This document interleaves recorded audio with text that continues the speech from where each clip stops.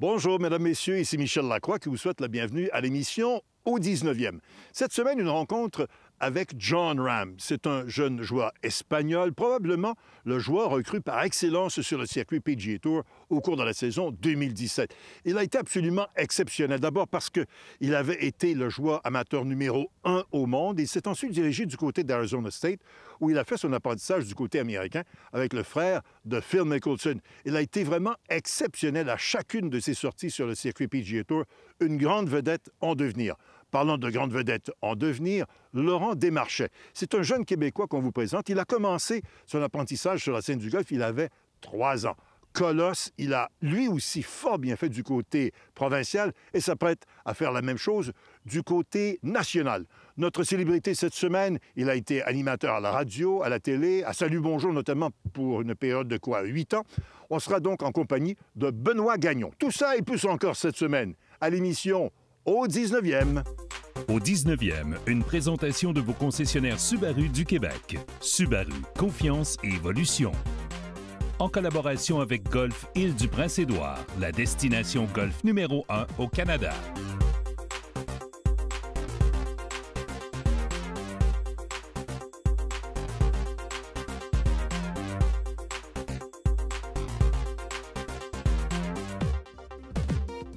La rencontre de la semaine est une présentation du club de golf Atlantide. Plongez dans le monde de l'Atlantide. En compagnie de l'animateur Benoît Gagnon. Benoît, oui. Le golf, c'est une de tes passions? C'est une de mes passions depuis longtemps et c'est un des moments pour moi que je prends une fois de temps en temps parce qu'on ne se comptera pas de mentir, ça peut être long. On part de la maison, il y a le titre 4h30, 5 heures de jeu, plus le 1 heure avant, 1 heure après. Fait que ça fait des bons segments de journée. Avec 3 enfants à la maison, avec plein de responsabilités, faut trouver les bonnes raisons pour partir aussi longtemps que ça. Mais il faut le faire, ça me fait du bien, ça me fait oublier tout le stress du travail, la pression, les choses comme ça. Puis me retrouver avec des amis sur un terrain de golf pendant une couple d'heures, avoir du plaisir, puis me promener parce que je suis pas membre nulle part. Okay. De me promener puis découvrir plusieurs terrains comme ça, c'est un beau sport. C'est vraiment une belle passion. Comment cette passion-là s'est développée? Comment ça a commencé? Quand j'étais jeune, mon père nous amenait, mon frère et moi, il y avait un driving range pas très loin de la maison. Et on n'avait pas d'équipement. Mon père avait même pas d'équipement de golf non plus. On prenait les bâtons qu'il nous prêtait sur place avec des têtes en bois. Donc, ça donne une idée de l'âge que je peux avoir. Les 4 vis, c'est exactement ça. On a après le même âge, j'aime ça. Et on allait là, puis on s'amusait, puis on essayait de se battre tout le temps, qui allait frapper la balle la plus loin et tout ça. Et ça a commencé comme ça. Puis à un moment donné, ils ont construit le Royal Charbourg dans la région de Québec. Dans la région de Québec. Moi, je suis un gars de Lac-Saint-Charles, moi. Fait qu'ils ont construit ça tout près de la maison. Et on jouait régulièrement là. Puis il y avait un petit par 3, le golf des Plaines, à Notre-Dame-des-Laurentides, pas loin de la maison aussi. Et c'est là que j'ai joué mes premières parties de golf. On n'arrivait pas d'équipement. Ils nous prêtaient un fer 9, un fer 7, puis un putter. Puis on jouait, c'était fantastique. Je pense que c'était le trou numéro 6, je pense, qui était en hauteur. Puis il y avait le green qui était en bas, puis c'était notre préféré. Là. On avait hâte d'arriver à celui-là parce qu'il était spectaculaire. Fait que ça a commencé comme ça. Puis après ça... avec des amis à jouer. J'ai acheté mon premier équipement et à cause du travail que je fais, bien, on a la chance d'être invité souvent dans plusieurs tournois, des événements. Fait que c'est le fun parce que tu joues souvent au golf. En même temps, tu joues pas toujours ta partie à toi parce que c'est souvent des meilleures balles, les tournois. Mais c'est le fun. Ça fait juste du bien. J'aime voir l'avancée dans l'équipement. J'aime regarder les pros à la télévision. J'aime pas mal tous les aspects du golf, je te dirais. Et côté technique, es-tu un technicien ou tu te considères plus comme un naturel? Moi, je suis un gars qui réfléchit pas trop, je pense, parce que j'ai déjà... C'est bon, ça. Ben, je pense que oui, tu le sais mieux que moi parce que tu es 100 fois meilleur que moi, mais souvent, quand on m'a donné des conseils, j'essaie d'adapter mon swing ou de changer des trucs ou changer mon approche à la balle. Puis je me rendais compte que ça me sortait complètement parce que je pensais trop, je réfléchissais trop et tout ça. Et dernièrement, j'ai recommencé à jouer parce que j'avais un genou d'amoché. Et quand j'ai eu la chance de reprendre mes bâtons dernièrement puis de recommencer à frapper des balles, je me suis juste installé puis soigné la balle pour m'amuser au début puis je frappais des belles balles comme ça. J'essaie de pas trop penser, de m'amuser surtout, mais c'est sûr que, tu sais, quand tu te mets à réfléchir puis quand tu as une bonne journée, là, tu veux pas briser ta carte et tout ça. On reste plus dans le présent, là. On reste plus dans le présent. Et moi, là, à vie, mon meilleur score à vie, c'est 81, OK? J'ai dû le jouer 60-70 fois. Et à chaque fois que j'arrive, mettons, en fin de ronde, et là, je compte, mon score est dans ma tête. Je casse à chaque fois, puis j'arrive au dernier trou, puis je scrape ma game, puis là, je finis avec un 82 ou avec un 83. J'ai jamais réussi à le briser. Alors, c'est ton point fort à travailler, l'aspect mental? Faut pas que je pense au maudit 81. C'est une barrière. C'est une barrière. On dirait que je le sais, quand je le sens que les balles tombent au bon endroit, que j'ai un bon tempo, que ça se passe bien, que je pote puis ça roule bien. faut pas que je commence à y penser au 17e ou au 16e, même des fois, je commence à compter. Je fais comme, OK, c'est possible aujourd'hui. Et des fois, ça m'a coûté cher, mais c'est pas grave. Je m'amuse quand même. L'objectif dans les 5 prochaines années, ça va être de jouer mon premier 80 à vie. J'aimerais ça. Je te le souhaite. Pour l'instant, on a une petite shot à faire. Pourquoi vous avez choisi celui-là? Parce que c'est le plus beau. Lorsqu'on analyse rapidement l'élan de Benoît Gagnon, on remarque qu'il s'élance à l'intérieur de ses capacités, ce qui lui permet d'être en équilibre du début à la fin. Quelques points techniques à retenir. Au sommet de son élan arrière, son poids est bien ancré dans sa jambe droite, son dos fait face à la cible et ses mains sont éloignées du torse, ce qui maximise l'amplitude de son élan. Autre élément technique intéressant, remarquez qu'à l'impact, la majorité de son poids est maintenant sur la jambe avant, mais que sa tête, elle, est restée au-dessus de sa balle et même un peu derrière, ce qui lui permet en partie d'avoir les bras en complète extension. Si on regarde depuis l'arrière, son équilibre est encore une fois exemplaire.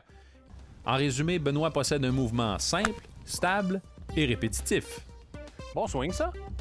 Merci. Benoît, merci beaucoup pour ta participation. Merci beaucoup. Une bonne saison. C'est Jonathan Vegas du Venezuela qui, l'an passé, a remporté l'Omnium canadien. Il a notamment devancé le champion de 2013, Brian Snedeker, et aussi Dustin Johnson, celui qui, un peu plus tôt dans la saison, avait remporté l'Omnium des États-Unis.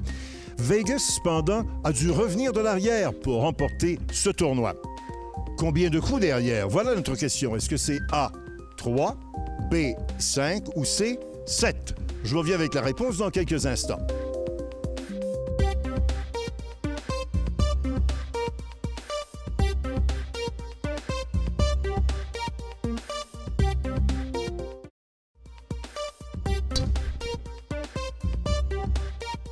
Combien de coups de retard pour Jonathan Vegas l'an passé avant d'amorcer la ronde finale de l'Omnium canadien? La réponse, c'était B, 5 coups de retard. Il avait en plus obtenu un excellent pointage de 64 en ronde finale en terminant avec 3 oiselets. En compagnie de Jon Rahm, joueur du PGA Tour. John, une deuxième place à l'Omnium canadien en 2016. Conte-moi ton expérience. Well, Canadian Open, it was a great week. Very fun town. You know, I got to be in Toronto a couple of times. Beautiful city.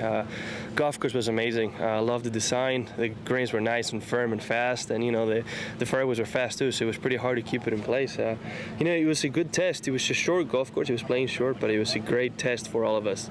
Didn't make it easy for the best in the world. You know, usually, of course, that length you're looking at almost 20 under par. That week it was only 12 that won, right? So. You know, it was very fun to be able to play and have a chance to win, that's for sure. Great. You played on a sponsor's exemption, and your second place finish pretty much locked up your card for 2017. Tell me how important that was. It was extremely important. You know, it was a great week. Obviously, I wasn't thinking on the card. I was thinking on winning, especially the last day, right? I saw my name on top, and I had a chance on 18 to tie for the lead, but you know, locked up my card. It was a great relief. I had been working very hard to give me a chance the last few events to get in there and to just finish the Canadian Open, call my manager and be like, hey, how close are we? And it's like, no, we're good, we're done. And I'm like, what? Like, yeah, you got your card for next year. It was like extremely relieving. It's like it took about 50 pounds off of me. It was amazing. It was a pretty neat feeling. Because that's probably the toughest pressure, you're trying to not going to tour school, which is the objective, right? Well, the objective was every win was to win. Sorry, I feel like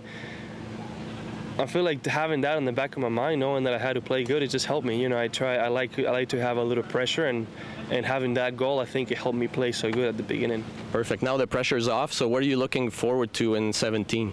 Obviously, getting the tee time on those FedEx Cup playoffs, it'll be a pretty neat feeling. Right. So now you're working on the TaylorMade team with Dustin Johnson, with some of the best players in the world.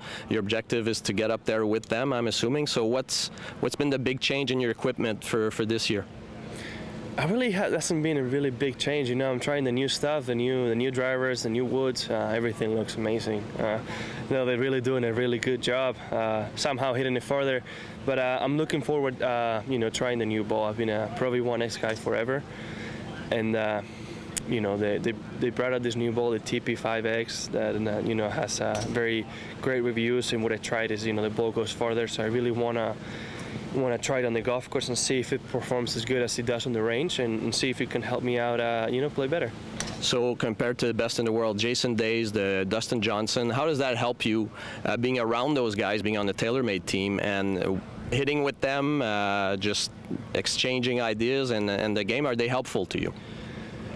You know, haven't been able to play so much with them, right?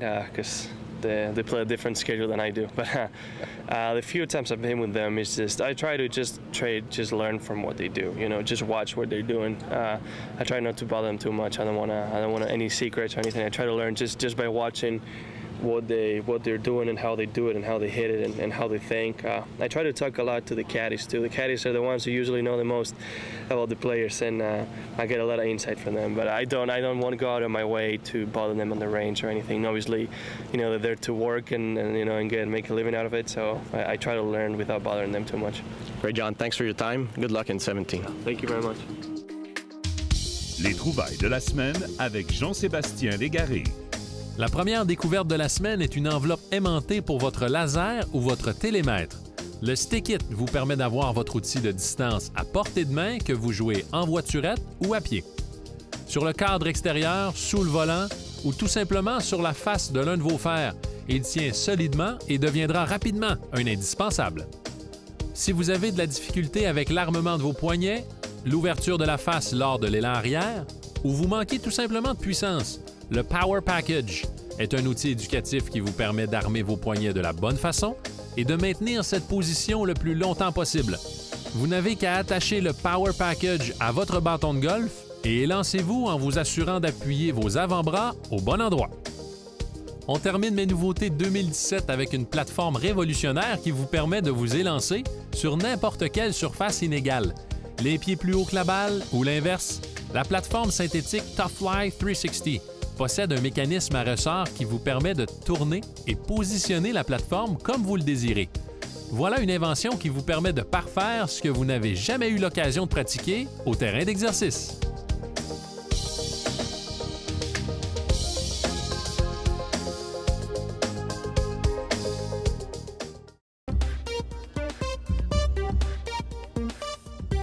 Au terrain d'exercice vous est présenté par les tout nouveaux M1 et M2 2017 de TaylorMade. Meilleur en tout. De nos jours, on connaît tous la facilité de l'hybride pour envoyer la balle dans les airs ou pour des coups nécessitant de la hauteur dans les roughs à des distances de plus ou moins 150 verges. Mais comment l'hybride peut nous aider dans d'autres aspects de notre jeu? Des aspects de notre jeu qui nous causent problème. Exemple, des coups d'approche dans des situations délicates. En apprenant à bien vous servir de ce mi-fer, mi-bois, vous allez chercher beaucoup plus de hauteur, mais aussi vous allez sauver beaucoup de coups autour des verres. Pour ce faire, vous pouvez utiliser l'hybride 3, 4 ou 5. L'hybride peut être très utile pour vos coups d'approche, surtout si vous manquez de confiance et de régularité. Au lieu d'essayer un coup d'approche extrêmement difficile avec un de vos wedges, utilisez l'hybride. C'est assez simple. Approchez-vous de votre balle, mettez les mains en avant et faites le mouvement du balancier.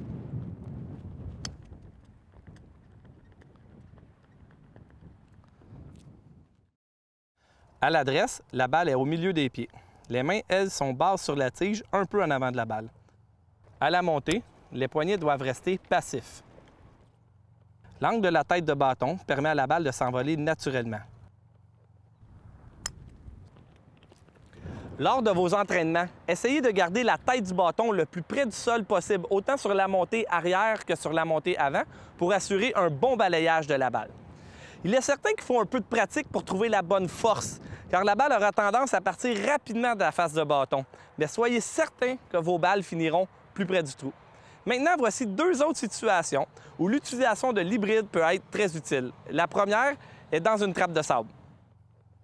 Vous avez une sortie de sable à faire et il n'y a aucune lèvre entre votre balle et le drapeau. La solution de sécurité consiste à utiliser l'hybride. Ce choix peut être très intéressant si un danger comme un obstacle d'eau est situé derrière le drapeau. Grâce à votre hybride, la balle va se soulever légèrement, va rouler sur l'avant du verre pour terminer sa course près du drapeau. Et comme dans ce cas-ci, si votre balle se retrouve dans un petit rough pas trop épais près du verre, l'utilisation de l'hybride est encore conseillée.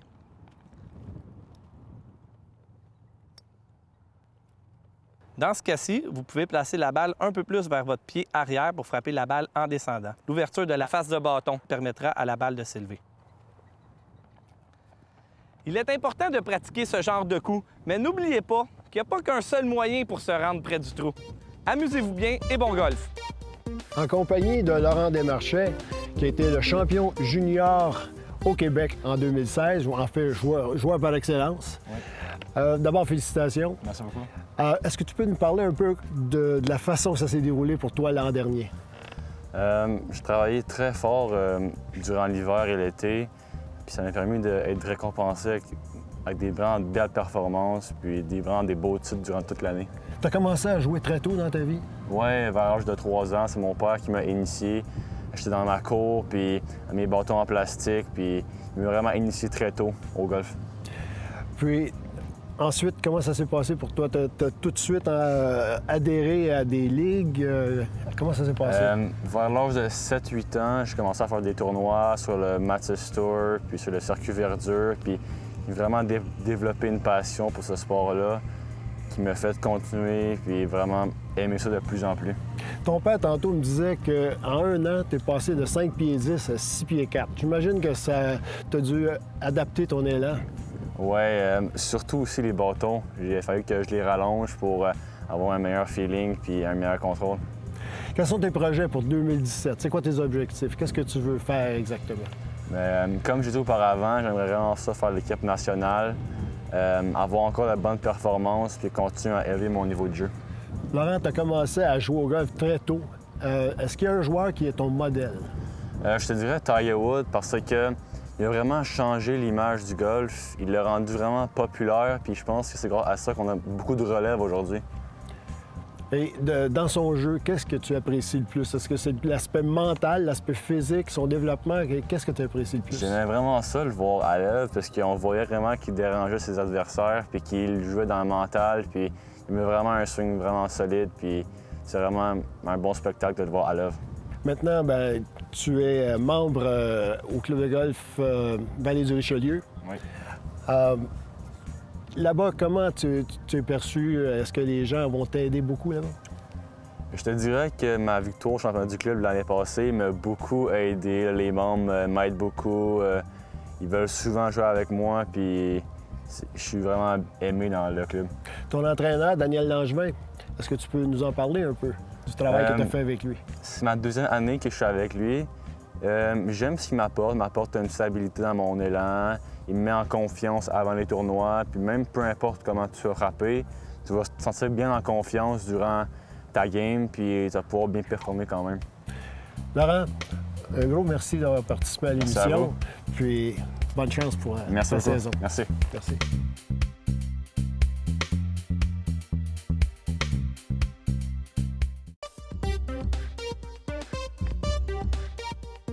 Cette semaine, je vous invite sur les allées d'un de nos parcours préférés à l'émission au 19e, le club de golf Château-Bromont, où l'on trouve en 2017 une foule de nouveautés, parmi lesquelles évidemment l'arrivée de Dave Lévesque comme professionnel en titre.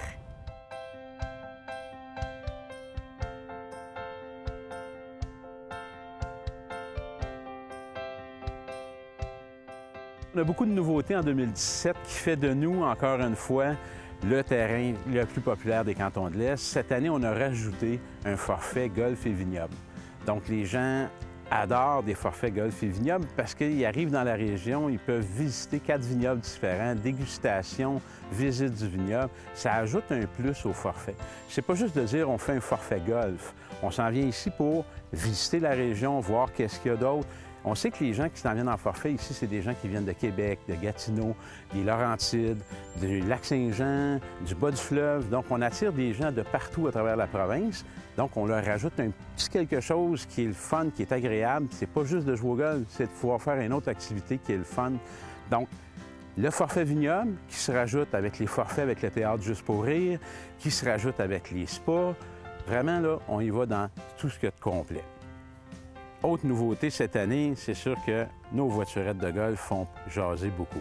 Les voiturettes qui sont équipées d'un siège de luxe, de port USB et d'un écran HD avec GPS. Donc maintenant, on a éliminé le fameux Marshall sur le terrain, qui est remplacé par le Golf 2.0, ce qui veut dire que c'est la voiturette maintenant qui contrôle le temps de jeu. Donc, elle va vous dire si vous êtes en retard, elle va vous dire votre temps de jeu, elle va vous décrire le trou, vous allez avoir une vue, ce qu'on peut dire là, un overview, un vol plané de votre trou avant de jouer. Vous avez vos distances, vous avez tout ce qu'il faut. La seule chose qu'elle ne fait pas, c'est frapper votre coup pour vous. Le défi pour le golfeur, ça va être au niveau des verres, de bien lire les ondulations, les pentes sur les verres. En étant un terrain en flanc de montagne, tout ce qu'on pense comme repère visuel, l'horizon plat, est difficile à voir, est difficile à se repérer. Donc, la lecture au niveau des verres demande une petite attention spéciale. Mais pour le restant du terrain, moi, ce qui fait le charme d'un terrain, c'est surtout son environnement, sa région, ce qui l'entoure, la façon dont où il a été créé. Ici, on ne peut pas avoir mieux que ça, là, au domaine Château-Bromont, au pied des pentes de ski. On a les montagnes aux alentours. C'est un milieu magnifique. C'est un terrain qui a été construit avec les ondulations, avec la structure en place qui donne des trous spectaculaires. Là, il y a plusieurs trous, le trou numéro 15, le trou numéro 16, je pourrais en nommer. On est présentement sur le trou numéro 18, un de mes trous préférés. J'adore terminer une ronde de golf avec un par 5, un par 5 d'une bonne longueur, lorsque je joue, moi, sur les golds en arrière. Et puis, c'est un trou aussi qu'il y a ses défis. On retrouve un peu d'eau à la droite du trou. Donc, c'est un trou où tu peux risquer un peu si tu veux être agressif, mais il faut faire attention pour bien compléter sa ronde. J'inviterais tout le monde à venir au golf Château-Bromont cet été. Vous savez, avec la renommée du parcours de championnat canadien, on va recevoir de très beaux événements cet été. Je commencerai par le Scramble RBC de la PGA du Canada qui va être ici au mois d'août. La qualification qui est pour tout le monde, c'est une superbe activité et sait-on jamais, ça peut vous amener en Nouvelle-Écosse. Et on a aussi le championnat des professionnels au mois de septembre. Donc, je peux vous dire qu'on a du beau golf en perspective en 2017 et j'espère que vous allez venir en profiter. C'est là-dessus que se termine notre 15e émission de la saison, au 19e. La semaine prochaine, pour notre dernier rendez-vous, Tom Pernice Jr. C'est un gars qui a remporté 2 victoires sur le circuit PGA Tour, 5 victoires sur le circuit des champions et 4 victoires sur la scène internationale. Notre invité, Emmanuel Auger, c'est un acteur, comédien qui a fait sa marque du côté du théâtre, également en impro. Il a joué dans notamment L'Auberge du Chien Noir, dans Virginie, dans Les Boys. Et puis, parce qu'on a des conditions vraiment exceptionnelles cette année au Québec, les joueurs ont de la difficulté à sortir de l'herbe longue. Steve Foisy va nous donner le secret pour se tirer d'impasse. Tout ça et plus encore la semaine prochaine à l'émission 19e, là où on entend évidemment les meilleures histoires de golf. Au 19e vous a été présenté par vos concessionnaires Subaru du Québec en collaboration avec Golf Île-du-Prince-Édouard.